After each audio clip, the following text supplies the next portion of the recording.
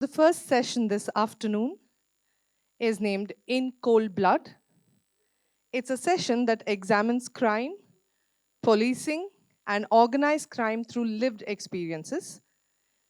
Please welcome Agni Sreedhar, author of My Days in the Underworld, Maxwell Pereira, who wrote the fabulous account of the horrific Tandoor murder, and Neeraj Kumar, former Commissioner of Delhi Police and author of Khaki Files. The session is moderated by Deepthi Talwar from Penguin. Give it up to them. Hi, good afternoon, everyone. Thank you all for being here. Um, so clearly, we can see from the people who are attending the festival, and we know how many crime readers there are. Um, Crime somehow fascinates us. It sort of, we judge it, where we condemn it, but we can't take our eyes off it. And I guess this is because crime is so it involves power, it involves systems, it involves so much, just apart from the obvious. And I'm really excited to have with us three panelists who have experienced that world from very different vantage points. We have two very distinguished police officers who have had to deal with very complex crimes and investigations. And we have Mr. Agni Sreedhar, writer, artist, critic, but he also spent some time in the Bangalore underworld. So, and it happens that all three of them are excellent storytellers. So I'm really excited about this um, discussion. So what I want to start with is actually the storytelling part of it, which is that all three of you have seen violence up close. I was wondering what drove you to write about your experiences, and what was it about writing either fiction, you've written one fiction, and your memoir, Mr. Sridhar. What does fiction or your memoir allow you to express that perhaps official reports don't? Um, we can open this up to all the panelists. Mr. Kumar? Mr. Sridhar?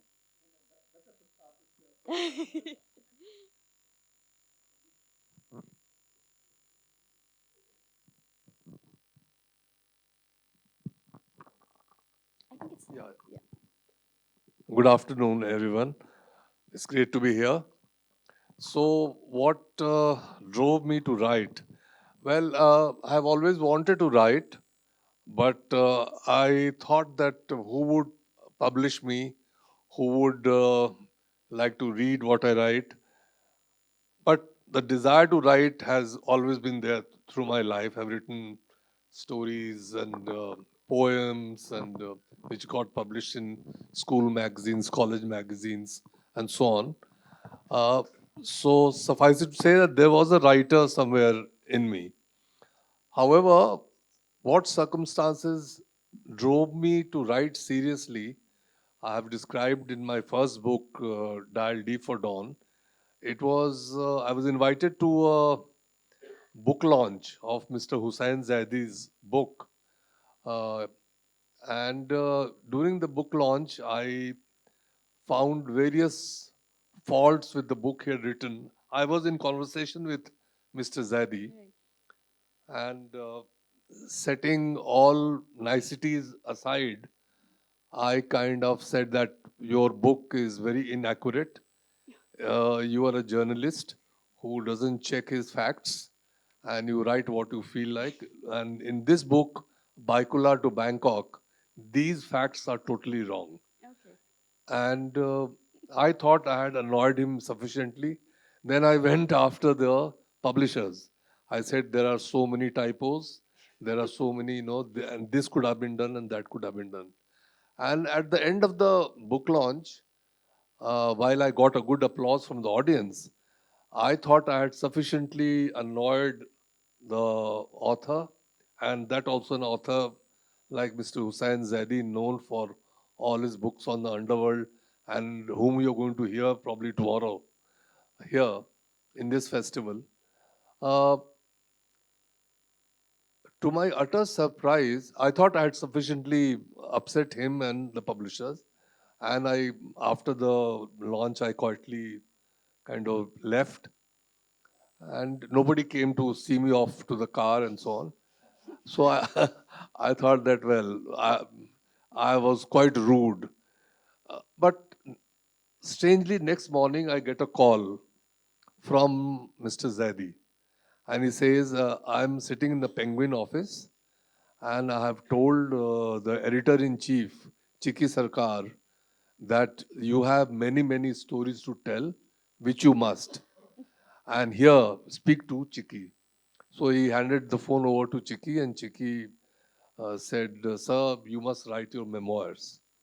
I said, Look, I'm not writing my memoirs because that's a very boring thing to do. And nobody ever reads a policeman's memoirs because, you know, usually police officers end up writing about saying, I did this and I did that, and I served here in this district and in that range. And nobody's interested. It is found, these books are found in police libraries who are forced to buy them and stock them. Uh, so, but yes, I have many interesting stories to tell. If you so desire, I can write about them.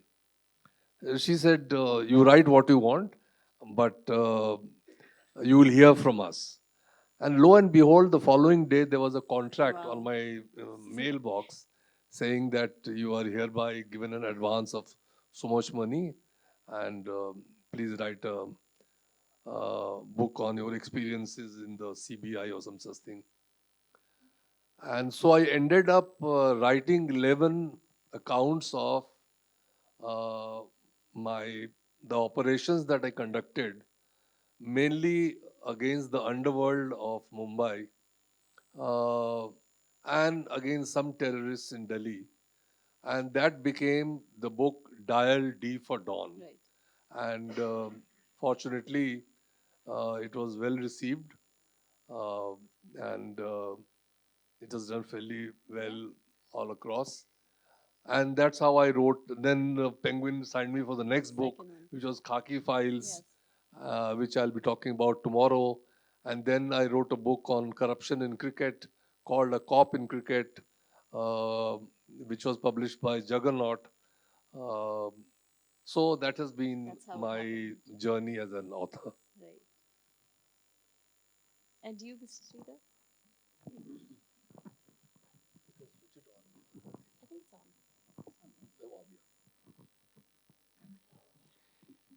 Good afternoon, ladies and gentlemen.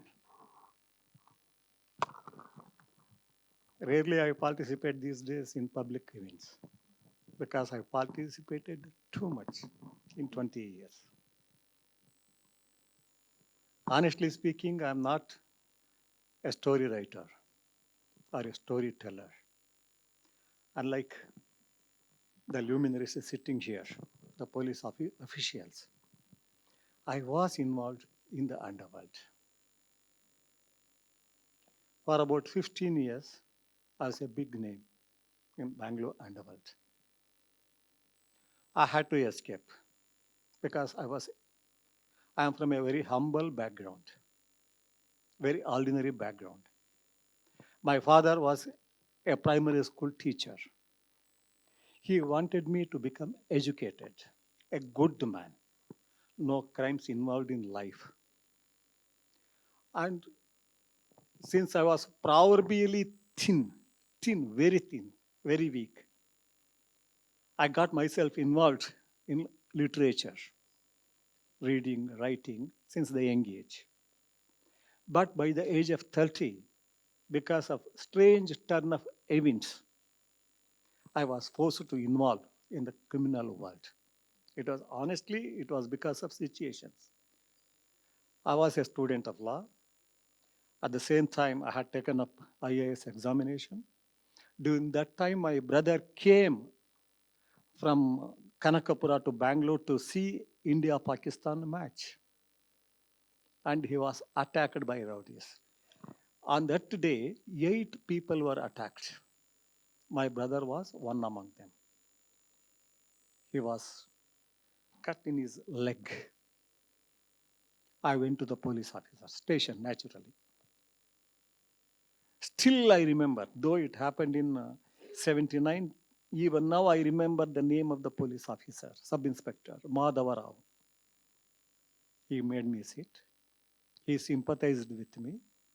And he told me, what are you going to achieve by giving this complaint? Your brother is wounded. It will heal. But if we arrest him on this case, or other 8 people were there, tomorrow the same rowdies will attack you and tell you that because of you we have gone to the jail. You give us extra money for lawyers and expenses and make you become hostile in the court. Then I said, then what is the way out, Mr. Madhav Rao? And you are a student of law, final law, you are an intelligent man. He told me one thing. Of course, it was not serious. He was telling that to everybody.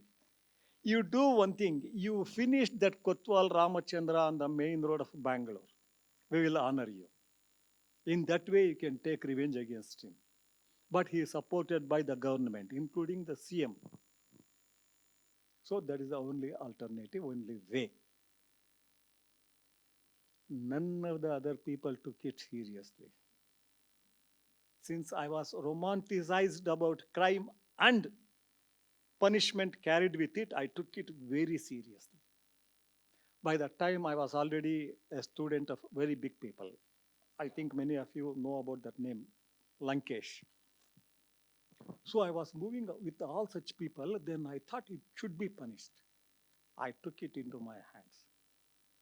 Then only after entering and traveling the path, all twists and turns, I understood. By 86, I was able to take back the revenge. He was finished. By that time, other people also joined with me. One Mr. Sitaram, another Bachchan, another Varadaraj. Varadaraj was for him a very highly industrious family. He was also halt by this Kotwal. So he also joined hands with us. In fact, the case, like Mr. Madhavarao said, case did not come out for 3 months. After 3 months, obviously, when we commit a crime, police officials know, even in the midnight, at 12 o'clock in the night, after some time it will come out. It has to come out. When we have done it in such a broad daylight, it had to come out. It came out. Nobody honored me. Nobody garlanded me. They sent me to the jail. At Kotwal, Ramchandra used to attack, used to scare, including police officials. He has attacked them while they are in jeep at their homes because he was supported by Jalapa, then Home Minister. I was sent to jail. I was in jail for about 1.5 years. By that time, my family was shattered. Though I have not written about it in my memoirs, my father came only once to the jail, only once.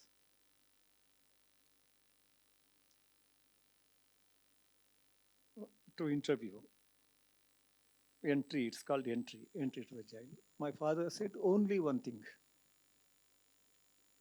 You are the son of a teacher. But I never imagined, never dreamt you will become a thief.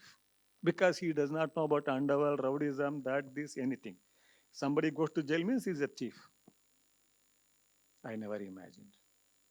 Before my case was finished and I came out, he died. And my wife, by that time I was already married, my mother, my sister, everybody were in deep sadness. But just because of that, I could not be inefficient because it's a question of death, which my family would not understand or my relatives could not understand. People who knew me could understand. It was either me or my death. Whether I like it or not, I was involved in it. So I had to be efficient. From 86 to 98, I was in the world. Then every day I was thinking, how to come out of it, how to come out of it. By that time already I had become quite known. And police officials, they know about it. Even today, not many people know the names of the police officials. Or everybody knows the name of Dawood Ibrahim, Chota Rajan. It is like that. It is like the underworld people, they become, they are viewed, they are considered as heroes by some people. And underworld is a mixture of politicians, rowdies, advocates, journalists, and also business people. It is called number two danda. Huge. It is a strong mixture. Just criminals cannot handle it. Society wanted it. But like I said, because of my beginning, I had to come out. Everybody told me to stand for elections, go and join some party. Everybody was interested. I'm telling, I wrote about it. Janata Dala, Congress, and BJP. People like Anant Kumar, Karge, everybody was asking me. But I was not for it. It was not for my sensibility. I'm interested in politics, but not in power politics.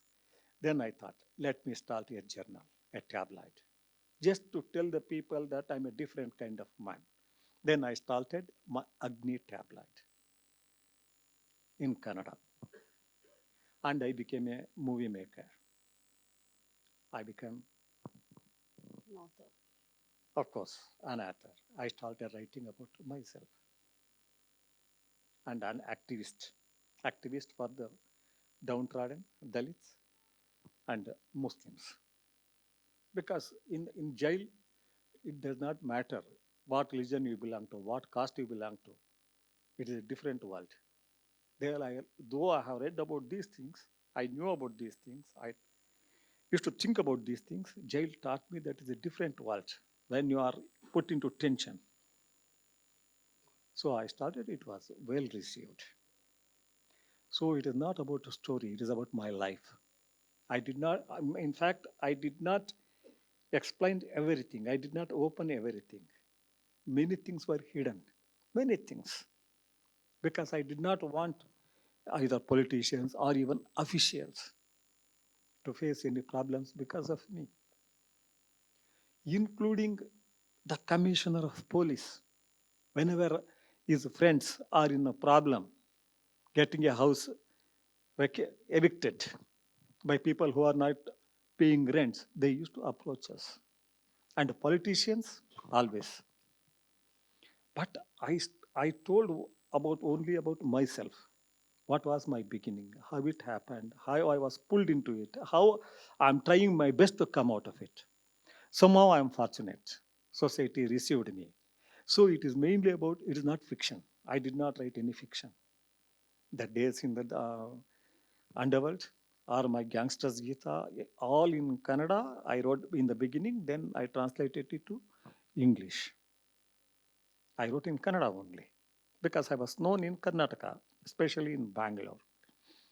I got Academy Awards, all sorts of awards, and society accepted me. So writing became a weapon for me to express myself to the people who thought that I'm a criminal. All these people I knew, though they were not in Bangalore, Dawood Ibrahim, Chota Rajan, everybody we knew. And one person was there who belonged to that group, Muttaparai. So because of that, we used to talk. And several times they told me to do not any criminal thing, to help them here, there, after commencing my Agni. I told them, I have respect for you.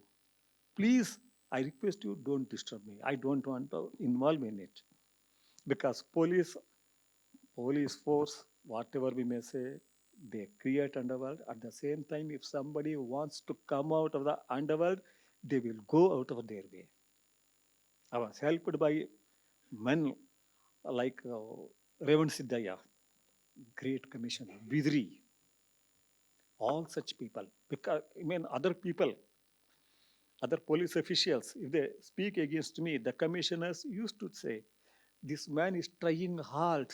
He is doing tapas to come out of that image. Even if there is something wrong, we should help him. We should help him come out of it. It will do good to other boys. So because of that, I started writing about my life. I wrote, and long ago I stopped writing about it. Then I started writing about all the other things in literature. It is not fiction, it is my life. And it changed the writing, changed the course of my life. Thank you. Thank you. Thanks so much for that.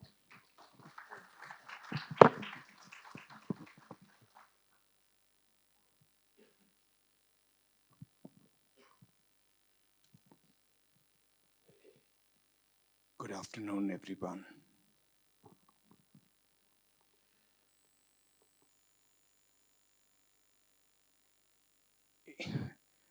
It's not always that I'm at the loss of words. It was lovely hearing my colleague, Mr. Neeraj Kumar. It was lovely hearing the what you call the reformed individual. But I have no great pride over my works.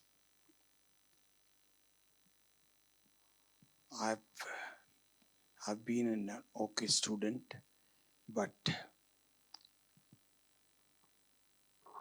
I was just a middles writer. My middles in the papers were appreciated across the board. From people used to come to me, very senior officers, and especially from the army, retired generals, used to come and sit with me, and they would narrate to me their experiences, which revived their memories. The experiences were revived from from my articles. So when the publishers came to me to publish some give them a manuscript, I said, I can't give you middles. They are not worthy for larger books. And but ultimately I wrote, and Vitasta was the first publisher for me.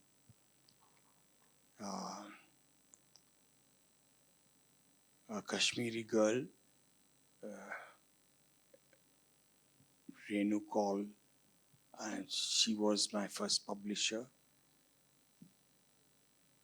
And then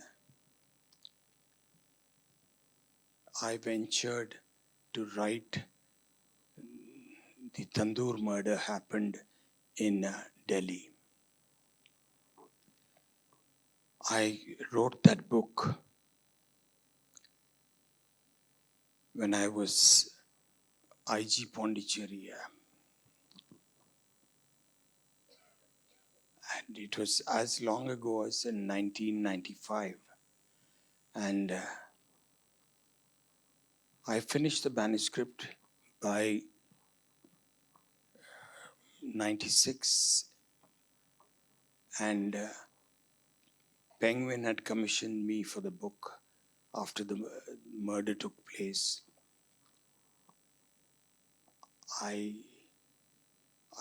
When I finished my manuscript, I refused to give it to Penguin.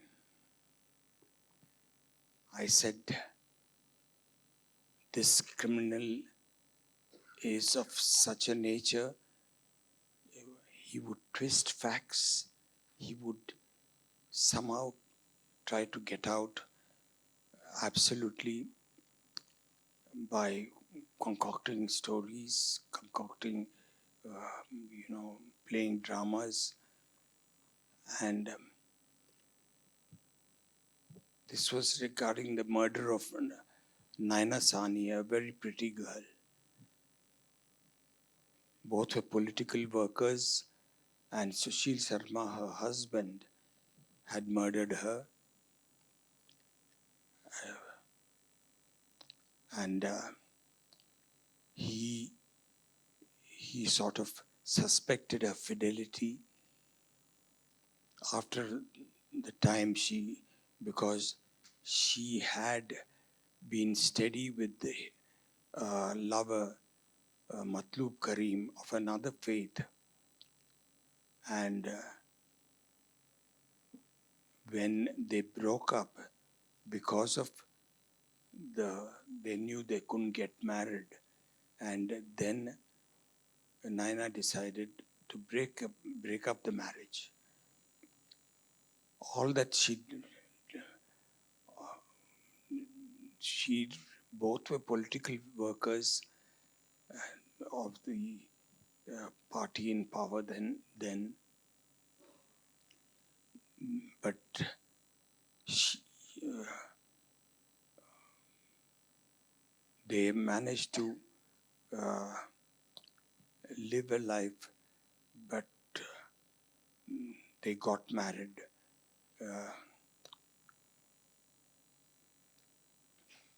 At that stage, Sushil, once he started,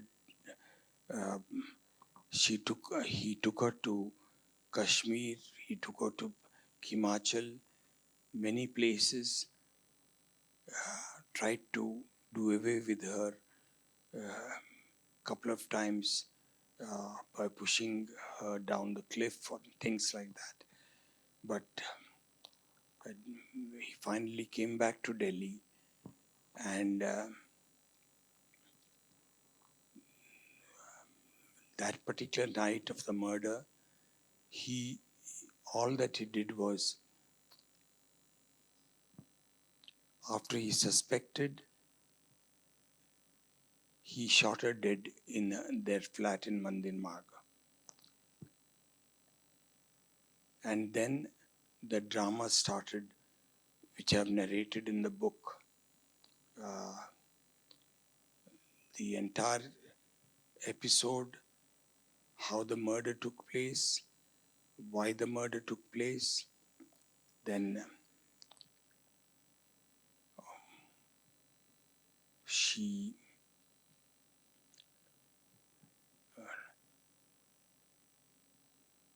must pardon me for being unable to articulate the way I could, but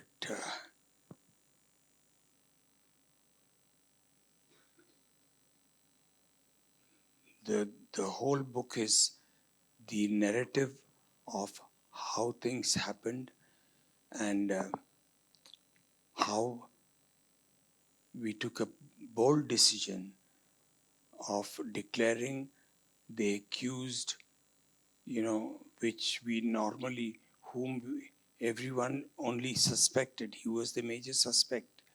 But I took a bold decision, and my commissioner said, my commissioner's family was a political family, and who Sushil Sharma was a political worker, and the president of the Youth Congress, he was the president, and he lost his re-election.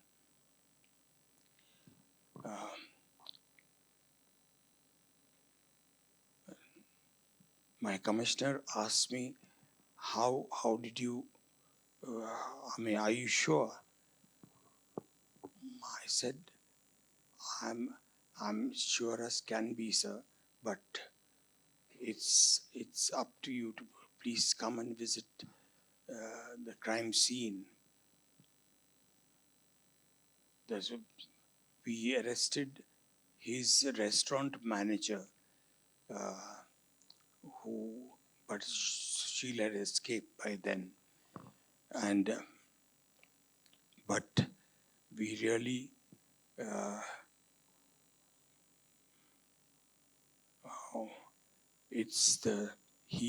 he went to Sushil had taken a taxi to Jaipur first, then he flew to Bombay, he flew to Chennai, and then Yes, yeah, he came to Bangalore, and then I flew to Bangalore to come and arrest him. And Bangalore was another gruesome story. I mean, I argued, I argued the case myself in the court in the Kenchamana Hoskote, and the story again is all about taking him, arresting him, and how the trial took ages, 8.5 years for it to conclude. Then there were 2 death sentences in the case, both at the sessions level, then at the high court level.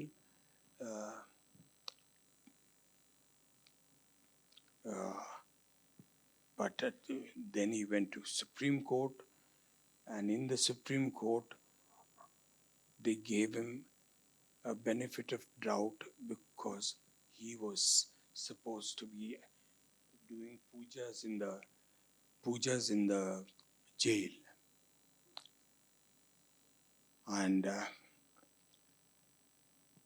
I mean, I have. It's a case that absolutely captured the imagination of Yes. in India. Yeah. I wanted to actually, if I may, because may I have the mic? Sorry. As you're talking about, how gruesome that murder was, and it just sort of led me to think about, all three of you have seen so much violence um, through your careers, and I was just wondering, it's really disturbing even to read about what that must be like to experience, and how do you process it? Is it something that lives with you now, or do you sort of have you found a way to move on from it? If you could answer and then pass it on.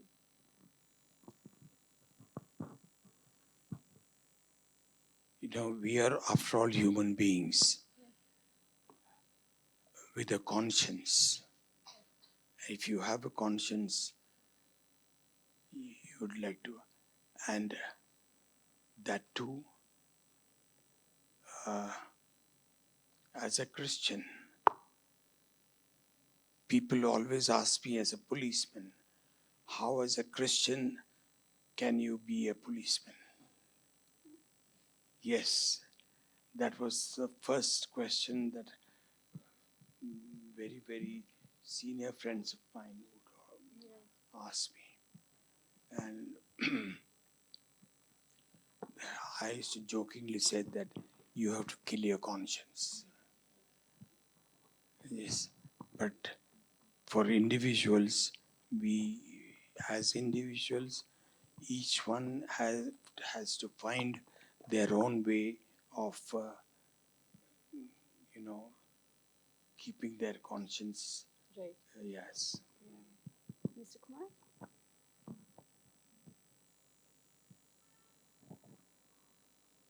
In my case, it came naturally. I mean, when I look back, I find it very odd because as a student, I was a very soft person and given to the finer things of life, music, poetry, uh, reading, theater, and so on and so forth. And I thought I have got into the police, but I will not be able to face various situations, including the gruesome, scenes of crime and the kind of crimes that I had read about and I was reading while I was still in the training. But once you are face to face with a situation, I think your training and psychologically you prepare yourself, your mind and nature prepares you to face it. I'm giving you a very honest answer. No, I'm not absolutely. trying to, you know, put. So I am sometimes surprised that somebody's. I'm having tea, and somebody's being waterboarded right next to me. I mean, And I used to think, oh my God, is this me? Right. He's a terrorist caught, and it was, Yeah. I'm making a public statement. I shouldn't be, but you know, somebody is being questioned in a very brutal way, and we are having tea and samosas and all. So, and you're not being repulsed by the whole thing.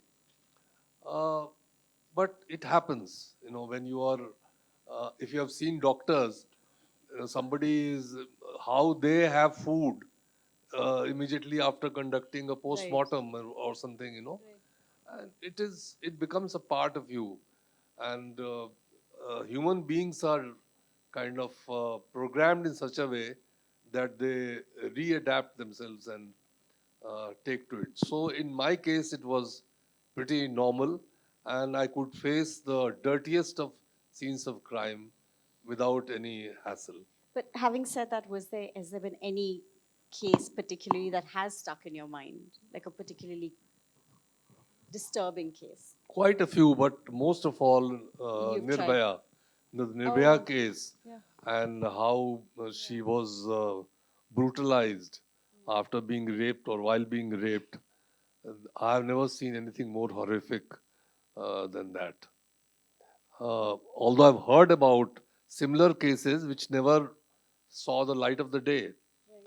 Not anyone here, I'm sure, knows that barely a kilometer away from where Nirbhaya was raped and murdered, uh, about 6 to 7 months earlier, there was a similar rape, even more brutal, of a girl in an agriculture field in Delhi, just a kilometer away.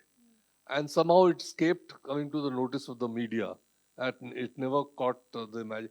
And mind you, the trial of that case also went along with the trial of Nirbhaya. And even that, in that case, they were, given death sentence. But nobody talks about it. Nobody has heard about it. But somehow Nirbhaya caught the imagination of the Yeah. Media country, and the and perhaps rightly so, because it led to lot of reforms in the law and so on. So Nirbhaya was is clearly right. the most horrific case that I've Yeah. handled. Right. Mr. Sridhar, how do you process the violence that you might have seen?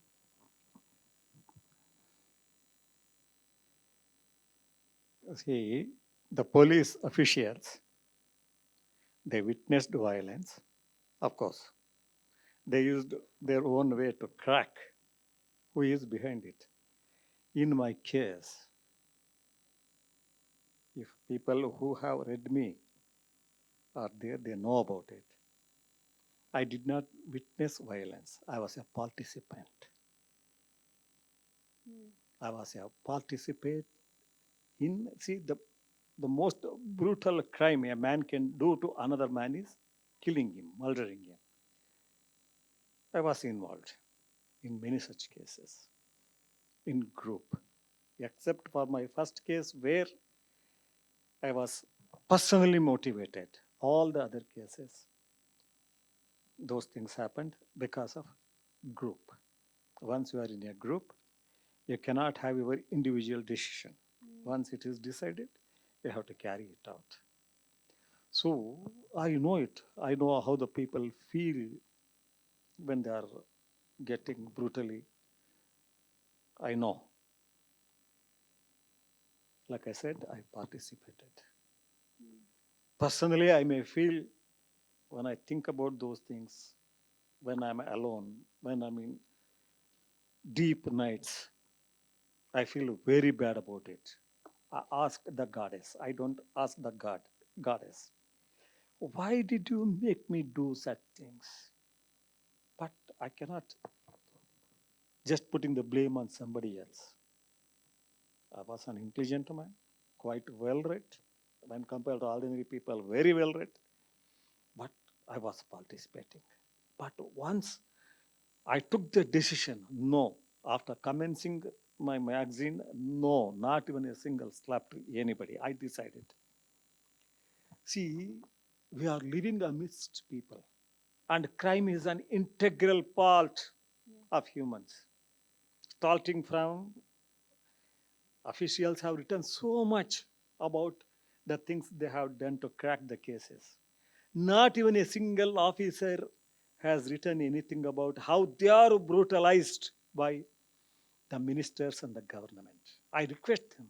I'll ask them, several officers, why don't you talk about it? Even today, for any police inspector to come in the city of Bangalore, I'm telling openly, let anybody question me. Inspector has to pay 1 crore. Any station in Bangalore, minimum. How will he earn with his meager salary? He has to take money from prostitutes or rowdies or criminals. Where else can he get money from? Ordinary teacher, they won't give money. Ordinary business people, no. They will get money only from this. Each and every station I am telling, I've been talking about it. But the society has become so insensitive, they don't bother. If you just step into any police station in Bangalore city, you should have at least 25,000. Even if you say if you are giving a complaint about a missing dog, otherwise it won't even be registered. And most of the people are known to me. They respect me. They said, what can we do, sir?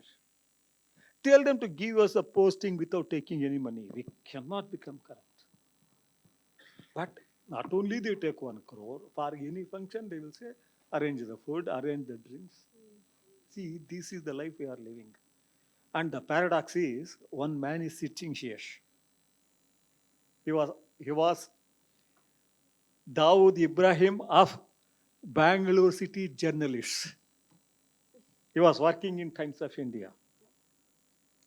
Well-known name at that time. I'm talking of 90s, mainly 80s and 90s. His name is Daniel George. Most of the times, he used to write something which is not known to the police against me. He was very close to me. See, the paradox is very, very close to me, entire family. He used to write. And he used to tell me, Sreedhar, what can I do if the senior editors or the management tell me to write about you, against you? Because I was a top name that time. They used to call me Don, which I never considered myself. I never bothered about that title. So he used to write. Evening, he used to meet me. And he used to take me, sirs, you will be surprised, to commissioner's office. He used to sit like this, lighting a cigarette. And he used to say, Sreedhar is a friend of mine, well-read man, he should not be troubled. To the commissioner, keeping in front of me. But after 2 days, some article against me. See, this is the paradoxical situations we are living. So crime has become an integral part. Now, a man,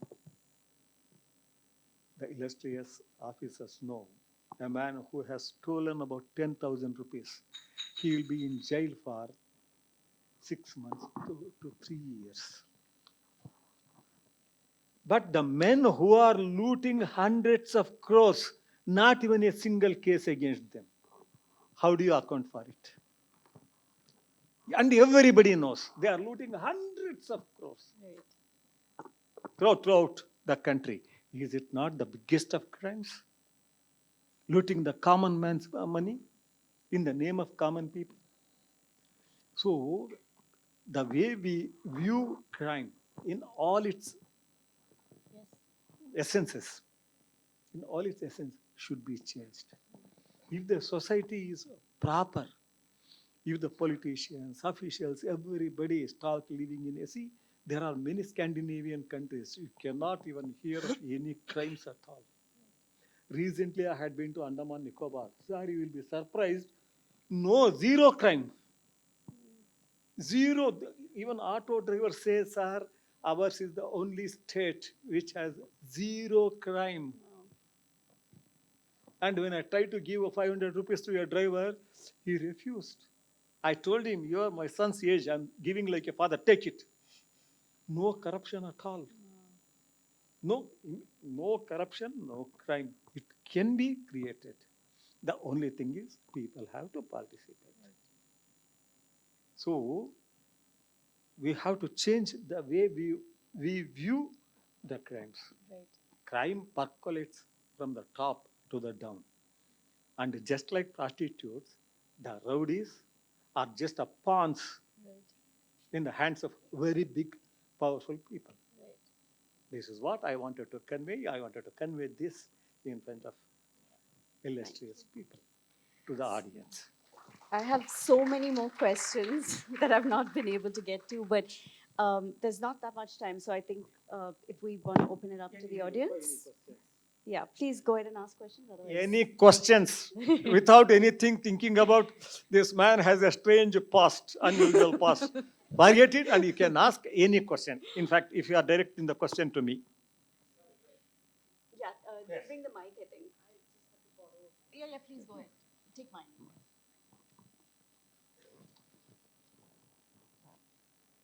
Sreedhar sir, namaskara. My question is to you. Just now you talk about the political system and corruption. As a screenwriter and producer, you made a film Kallarasante. Kallarasante. Very much. It applies to society now, Yeah. much more than that time. So afterwards, only your experience you have started making films again underward. Why you are not again made this kind of films on political corruption system? That is my question. See, my friend, Thank you. I told you that I had a strange past where I suffered a lot, brutalized a lot, kicked a lot. During those times, rightly or wrongly, lots of people helped me to come out of it. And obviously, most of the politicians helped me. Let me be frank. And our present CM, Siddaramaya. Then when I was coming out and doing my magazine, he was the deputy CM. He used to send words to me. See, there are making many conspiracies to finish you off. Take care. Don't go there. Don't believe these people. He used to send me through our boys. Today we know what these people are, how they are looting this one. But ultimately, I'm a human being and single individual. World will be there. Before I was born, world was there. After I go also, world will be there. But I have to think about the people who helped me. Let them be from any political party. I know what sort of things they are doing. I don't know. Probably I may be exceeding the limits if I say that I know how much the present commissioner had given to the son of Siddaramaya. I know, not I heard. I know. And I have respect for that man. But what if he is not paid, somebody else would have paid. You will be shocked about the amount if you hear it. Shocked. Not only me, including Rahul Gandhi asked the CM, how come you people have taken so much? But did he remove them? No. And I know how much these ACs, Tahshildars, TCs are giving to whom. If I start talking about it, we know about that Epstein files. What happened to people involved? You see, we are just reading, just like a storybook or a story videos. What has happened to anybody? So if I expose everything, they all request only one thing. Have it troubled you? No. Then why are you troubling me? Let anybody else speak. You should not speak because I know authentically all the authentic informations I know. What can I do? If I tell it, I may earn the respect of viewers. But personal relations will be harmed. They cannot harm me in any manner. They will not even imagine. But if it is one person, it is okay. If it is the entire troop, they are doing like this. See, people talk about this Congress, Dala, BJP. They are all sailing in the same boat. How many people know about it? They are all sharing the loot. Whether BJP is ruling, coalition government is ruling, Congress party is ruling. All of these officials, they all know it. They are all sharing. How they are sharing, if I just expose them, they will be in shock. So that prevented me from talking about it. Instead of that, I started talking about the Sufis and Vachanakararu, Basava and others. So that it can reach the interiority of the people. Any other questions? Yes, ma'am. Give her the mic. Since I know they are asking question only to me. Hello, sir. Tell me, ma'am. So, as you said that in Andaman there was no crime at all. Speak a bit louder, please. Yeah, I'm not hearing, properly hearing. Sorry. As you said that there was in Andaman there was no crime at all, and we hear about a lot of these places. So, what do you think they're doing right? Like, what are we doing No, wrong? see, because it's a small place, island. Everybody knows everybody else. Now, one thing, nobody can escape. And law is strict. And at the same time, people are, honestly, I'm telling you, they are good. They are from all the corners of India. They are from Bengal, they are there. Tamilians, lot of Tamilians, lot of Marathis. I mean, less Kannadigas, but they are there. But people, the behavior of people, I never imagined that there is a place in India like this. You people, if you visit there, you will understand. There is no question of this one, and no auto driver will ask you more. No hotel will ask you more. No police will. We hardly saw any police. So it's a great place. I want it should be replicated in all other states. Yeah, but we have to know what they're doing to replicate it, right? No. They have adopted this law, legal system into their livelihood. Their livelihood. Maybe they're not that greedy. They are not greedy at all. It shocked me. They are not greedy at all. They are contented. Whether it is an auto driver or a hotel owner, they are all really contented. They ask, in fact, many of the people I know, they asked me to come and stay there. I said, I'm quite comfortable in Bangalore amidst all the crimes. There's one question now. Please.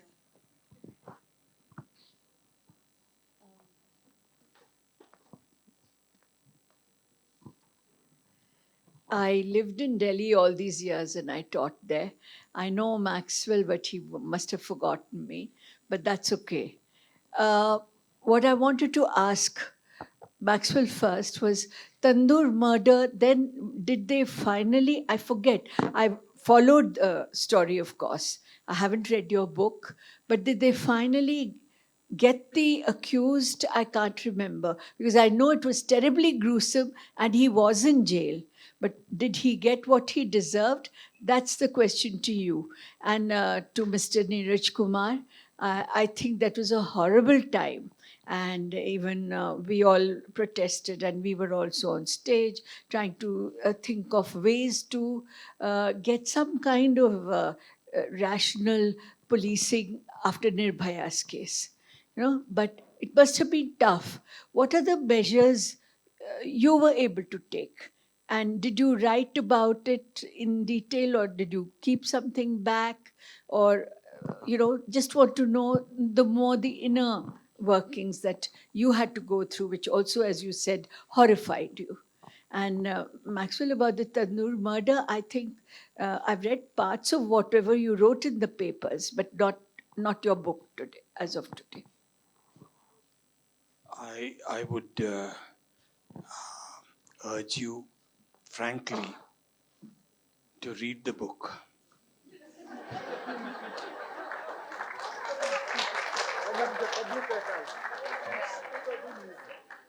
Yeah, but it explains, and I think I also mentioned that he was given a death sentence in the Sessions Court. It was confirmed in the High Court, but in the Supreme Court, which the learned judges gave him the benefit of doubt and said that it is not a rarest of rare case. Yes, and it was not fit for a death sentence. They commuted it to life sentence. And Sushil Sharma, the accused, spent in any case I don't know, he had a way of garnering the sympathy of the public, of the judiciary or the lawyers or whatever.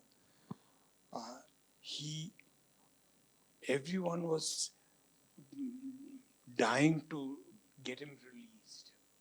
At every stage, he was being, and the judges, even in the Supreme Court. And I mean, about the distortion by the media.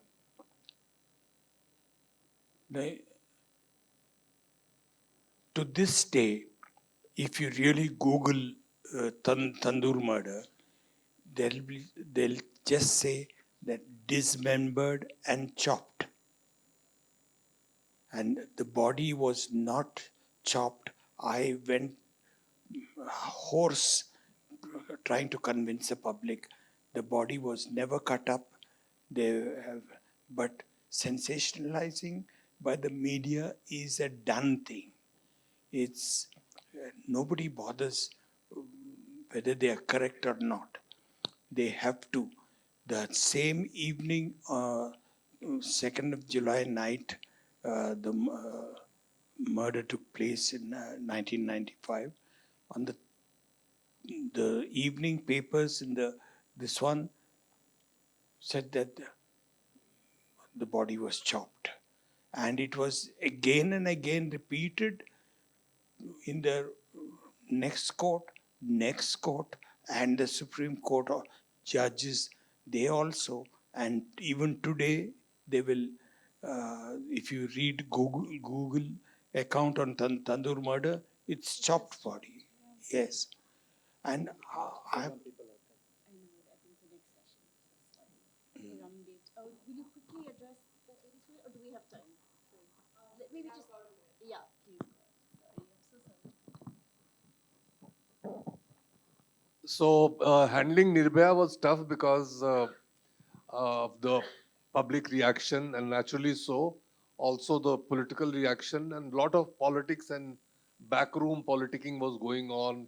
The country was going through political turmoil.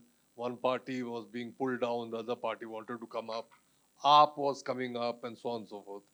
So we all became a victim of all those things. But the good thing was that on my recommendation, something which nobody knows, on my recommendation, those two commissions of inquiry were formed, which led to the change in the rape laws. The rape laws of today, not many people know that the recommendation to form those committees to change the law and make it stricter and to criminalize various things like, to redefine rape. All those things were recommended by the police. And so a lot of changes have been made, and even molestation and sexual harassment at work and all those, all offshoot of Nirbhaya. But suffice it to say that, a common perception is that crime against women goes on as it used to. Uh, it does, but the response of the system is a shade better. That's all I can claim.